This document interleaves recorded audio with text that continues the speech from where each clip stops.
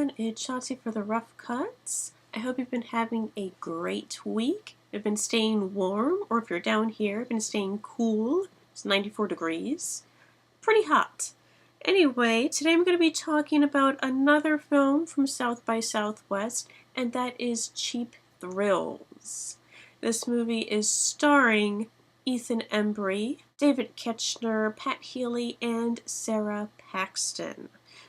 Now, the premise of this story is you've got two old friends. They're friends in high school. They haven't seen each other in 5 years, and they happen upon each other one night of sad drinking in a bar because one of the characters, Craig, played by Pat Healy, has just lost his job. He's recently gotten an eviction notice on his door, and so now he's just kind of at his wit's end. When he bumps into his friend Vince, played by Ethan Embry, that's when he starts asking him, what's it like to be a bounty hunter? And like a dirty bounty hunter, like the kind that break arms and kneecaps, things like that. Not just talk you out of some lock house or something like that to go and turn yourself into jail. So they bump into each other at this bar, and they're talking about old times, how things are right now, and then suddenly they're approached by a couple, and it is the girl's birthday.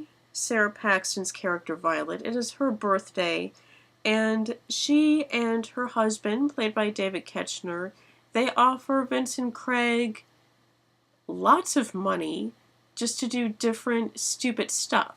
Things like getting slapped by other bar patrons, who can finish a shot of tequila the fastest, things like that. So they go back to their really fancy flat, and that's where things get a little hairy.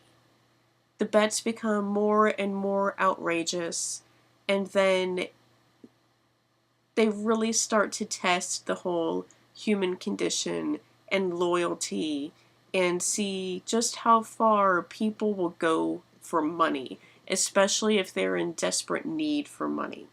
Hence, the cheap thrills. This movie was written by David Chirchirillo and Trent Haaga, and the script, it's really, really twisted.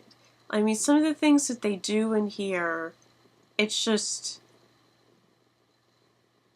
twisted. I mean, there's no other way of putting it. Really twisted. This movie is not Adam safe by any means. Adam would freak out on this movie. Okay, since we have several of you who are new to this channel, what I mean when I say if something is Adam safe or not.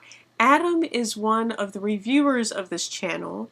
Lately, he has been claimed by video games. He's obsessed with video games. When a new one comes out, he's going to be missing for several weeks at a time. So, Adam right now is playing video games. But the thing with Adam is that he can't handle certain movies. Like, anything that's remotely scary, he can't handle. Anything with any sort of, gore and realistic type violence, he can't take it. He can't handle it at all. Like Resident Evil, he said, that's about as far as he can go because Resident Evil scared him. Now, he can't deny this. He told me this. He told me Resident Evil scared him. So that's his threshold right there.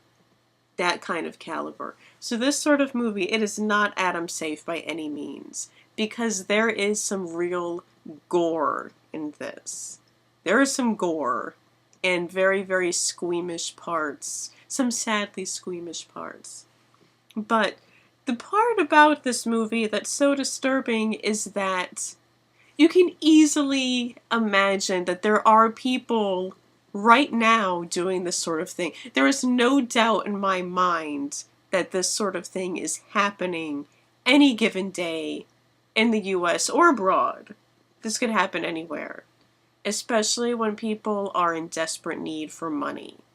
And so it just really tests the whole human condition. It's kind of a social commentary if you want to go that far and look that deep into this. But it really does say a lot about society, because there are a lot of people who have money who are just douchebags, and they will see, those who don't as basically pawns for their amusement. And so this is a definite reflection on that. Meanwhile, you've got people who are poor who don't see any other way out, so they do stuff like this. And they do it voluntarily, but at the same time they feel as though they have no other option. And this has been going on for centuries. It's like Roman times. I mean, it's been around for a long time, but you don't really get to see it. And it's kind of outrageous, but at the same time, not really. But the script that Chirchirillo and Haaga wrote, it's really, really good, and it's really well portrayed. Katz did a great job in direction for this, and yeah, I highly recommend this movie. Draft House Films recently picked this up during the festival, so many of you will have the opportunity to watch this. And I recommend that you do. It is very gruesome. It's very violent. It's a very violent movie, so keep that in mind. But it's a good movie. Check it out. I will see you all next time. Talk about some documentaries next time. Give more variety. There are a lot of really, really great films that were showing at South by Southwest this year. So a whole lot to talk about. And I will see you all next time. So until then, goodbye.